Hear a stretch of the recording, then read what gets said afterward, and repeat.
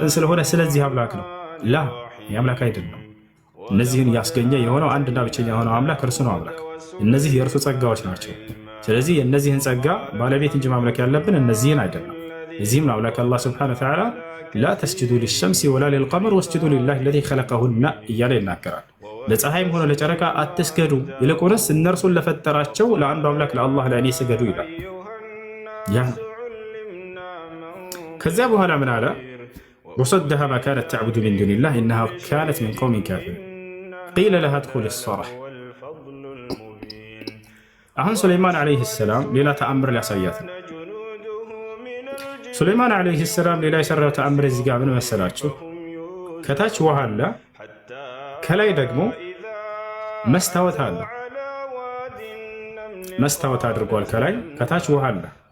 ልክ በምታየው ጊዜ ከላይ ውሃ ነው ያለ የሚመስላቸው፣ ከታች አለ ውሃ ያለ ነው የሚመስላቸው ከታች። ይህ በጊዜያቸው ድንቅ ተአምር ነበር። ዛሬ ላይ ይሄንን መስታወት የሚባለው ነገር ከጊዜ በኋላ አወቅ ነው እኛ አይደለ? ነገር ግን ይሄን ነገር አላህ ሱብሓነሁ ወተዓላ ቀድሞ ለሱለይማን ሰጥቶት ነበር። በውሃ ላይ ከላይ ልክ በመስታወት መልኩ ግንብን ይገነባላቸው ነበር። ወሚነ ሸያጢን መን የጉሱነ ለሁ ያዕመሉነ ዐመለን ዱነ ዛሊክ ወሸያጢነ ኩለ በናኢን ወገዋስ። እነርሱ ያዛቸዋል፣ ይገነባሉ።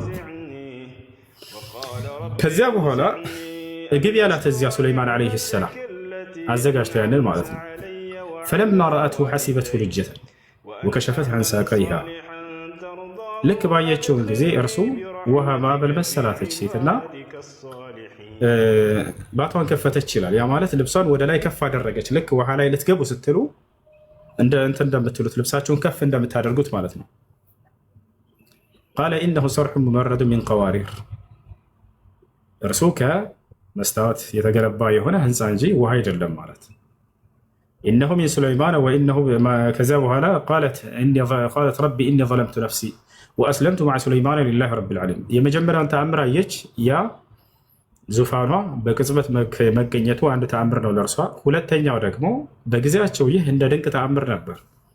እርሷ ውሃ መስሏት ከፍ ስታደርግ ጊዜ ልክ ስትገባ ጊዜ እርሱ መስታወት እንደሆነ ከመስታወት የተገነባ የሆነ ህንፃ እንደሆነ ነገራት። ገብቷቸዋል። በእነርሱ ግን የመሰላቸው ምን ነበር? ውሃ እየረገጠች መስሏት ነበር። ሱለይማን ዓለይሂ ሰላም በሰዓቱ ይህን ድንቅ ተአምር አድርጎ አሳይቷቸዋል ማለት ነው። ከዚያ በኋላ እነዚህን ተአምራቶች አየች። መጀመሪያ አስተምሯታል። ምንድን ያስተማራት?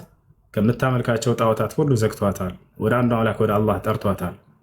እነዚህንም ድንቅ ተአምራቶች ባየች ጊዜ ምን አለች? መጨረሻውን ቃለት ረቢ ኢኒ ዘለምቱ ነፍሲ፣ ጌታ ያላህ ሆይ እኔ ራሴን በድያለሁኝ እስከ ዛሬ ከአንተ ርቄ ፀሐይን በማምለኬ ምክንያት። ወአስለምቱ መዓ ሱለይማን፣ ከሱለይማን ጋር ሰልም ያለሁኝ ለአንተ ታዛዥ ሁኛለሁኝ አለች። ሊላሂ ረቢል ዓለሚን፣ ለዓለማቱ ጌታ ለአላህ ታዛዥ ሁኛለሁኝ አለች።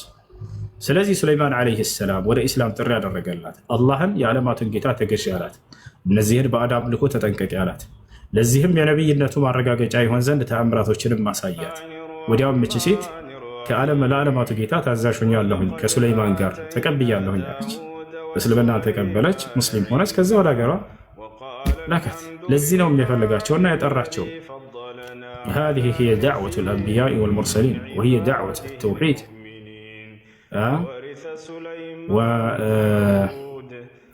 والإنذار للشرك።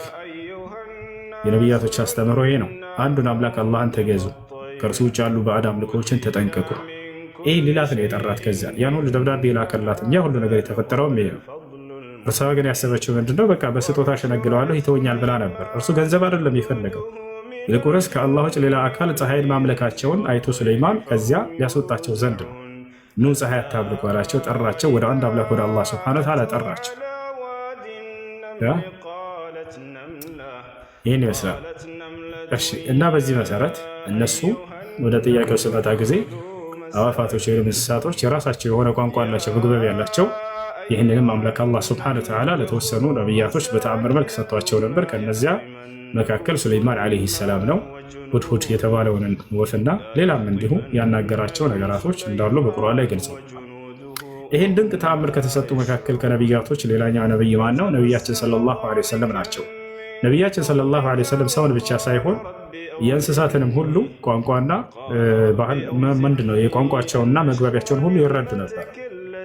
ገብታችኋል? ይረዱ ነበር። ከተከሰተው መካከል አንድ ተአምር ልስጣችሁ። በነቢያችን ሰለላሁ ዐለይሂ ወሰለም ጊዜ